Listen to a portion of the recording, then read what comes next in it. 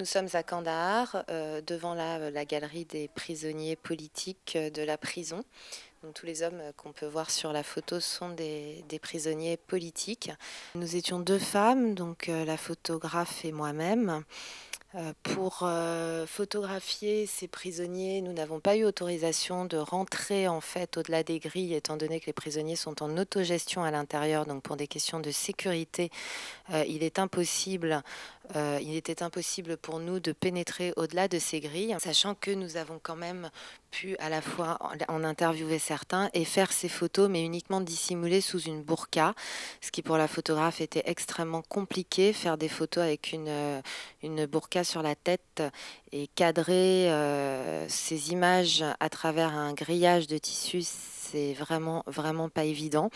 Mais c'était une obligation pour rencontrer ces hommes. C'était aussi une marque de respect, quelque part, étant donné que de toute façon, ils auraient refusé de nous voir ou refusé tout contact à partir du moment où nous aurions eu le visage découvert. La plupart de ces prisonniers sont arrêtés par les forces spéciales américaines ou par les services secrets afghans. Certains sont arrêtés par les policiers afghans, comme c'est le cas de ce jeune homme, Rossi Mohammad, qui a 18 ans, qui a été arrêté alors qu'il était soupçonné de vouloir infiltrer un poste de police et d'aider des insurgés à faire sauter ce poste de police, qui est une méthode couramment utilisée par les insurgés.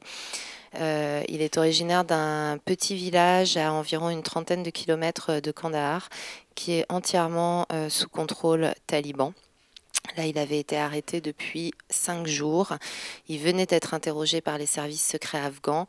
Il était terrorisé. Nous l'avons interrogé devant les policiers de la section antiterroriste. Donc évidemment, sa parole n'était pas tout à fait libre. Mais il nous a expliqué avoir été menacé et avoir fait ça contre la promesse de l'argent et pour éviter d'être tué. Ces deux hommes ont été arrêtés alors qu'ils étaient sur une moto. L'un d'entre eux était en tchadri, donc en burqa. Sous la burqa, il dissimulait 60 kilos d'explosifs à peu près. Ils ont crevé à un carrefour dans la ville de Kandahar. Les policiers leur ont demandé de se mettre sur le côté pendant qu'ils changeaient le pneu de leur moto. Et le policier s'est rendu compte que celui qui portait les explosifs avait du mal à marcher. Et c'est comme cela qu'ils ont pu les arrêter et éviter probablement un attentat suicide. Le poste de police de Kandahar est extrêmement vétuste. Ce sont des bâtiments qui sont relativement délabrés, qui ont été attaqués à plusieurs reprises. Le chef de la police de Kandahar a été nommé au mois d'août 2009. Il a succédé à son prédécesseur qui avait été assassiné en juin. Et il vit en permanence avec environ une quinzaine de gardes du corps. Je pense que c'est l'un des postes les plus dangereux qu'on puisse avoir en ce moment en Afghanistan, sachant que 10 policiers en moyenne par jour sont tués dans le pays. Ce sont les chiffres du ministère de l'Intérieur afghan. Les policiers afghans font des patrouilles régulièrement. Ils sont sujets aux attaques suicides très régulièrement, aux tirs. Ils patrouillent beaucoup de nuit. Les attaques ont lieu généralement au petit matin, très tôt le matin.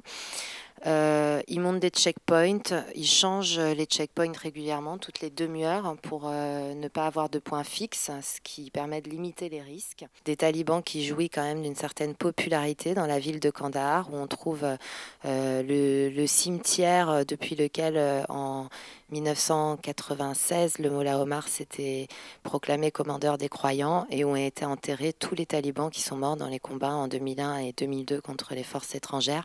C'est aujourd'hui devenu un lieu de pèlerinage et c'est un lieu où il est, on va dire, quasiment impossible de pénétrer lorsqu'on est non religieux, non musulman et a fortiori infidèle et étranger.